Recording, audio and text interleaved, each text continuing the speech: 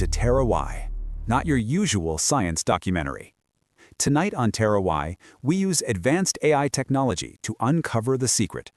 The Giza Plateau, the site of the greatest unsolved mystery in archaeology.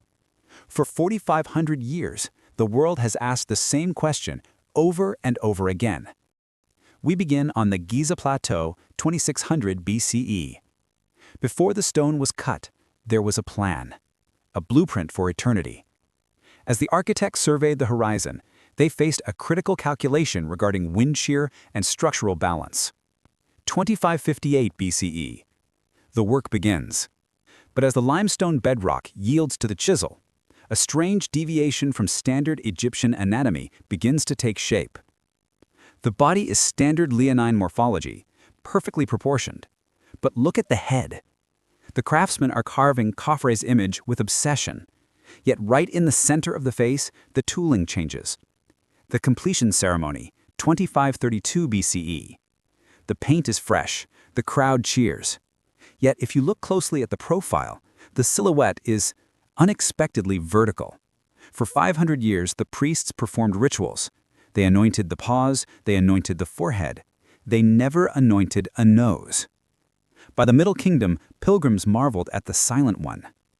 When Thutmose IV ordered the Great Restoration in 1400 BCE, he repaired the eroded limestone of the body. He erected the dream stele. He detailed his repairs. But curiously, the royal records show 0 limestone allocated for facial protrusion repairs. As the millennia ground on, the original context faded.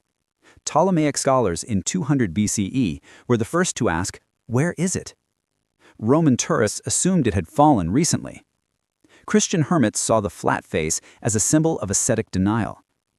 The Arab scholars called it Abu al-Hawl. They noted that the face did not cast the expected nasal shadow during the solstice.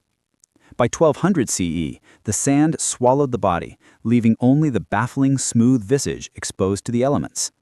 1600 CE, the Ottomans. Then the great myth, Napoleon.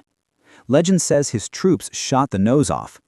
TERRA Y forensic ballistics analysis proves this impossible. The surface shows no impact craters from cannonballs. The Victorians brought shovels. Auguste Mariette moved tons of sand. He was looking for a massive, multi-ton chunk of nose rock. 1880s. The full reveal. The ground was clear, and the most terrifying discovery was made. There was no debris. The nose hadn't fallen off. It simply wasn't there to be found. Edwardian tourists gazed at the riddle. Military strategists during World War I analyzed the vantage point. The 1920s, the Golden Age. Microscopes were applied to the wound. The stone grain showed no stress fractures consistent with breakage. 1935, restorers proposed adding a nose. The project was halted immediately. Engineers warned that the surrounding stone was too pristine to accept a graft. It was as if the rock rejected the very concept of a nose. 1955, tourism boomed. The world came to see the damaged wonder.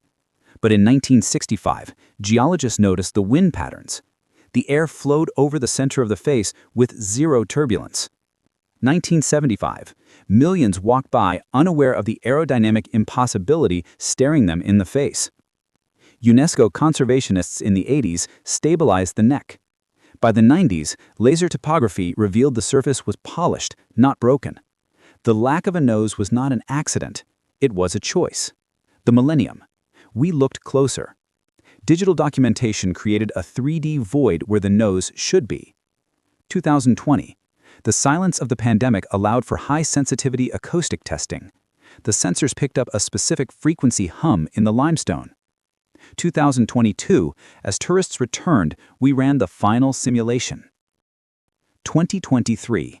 Advanced AI deciphered the original architect's lost journal. Virtual reality finally allowed us to attach a theoretical nose to the model and turn on the wind simulation. The results were catastrophic. We finally know the secret. If the Great Sphinx had been built with a nose, the northern wind passing through its nostrils would have created a constant, amplified whistling sound of 140 decibels. The Sphinx was built without a nose, simply because the pharaoh found the whistling annoying. And so another ancient mystery is solved, not by time or violence, but by the simple human desire for peace and quiet. Join us next time as we dig deeper into the impossible.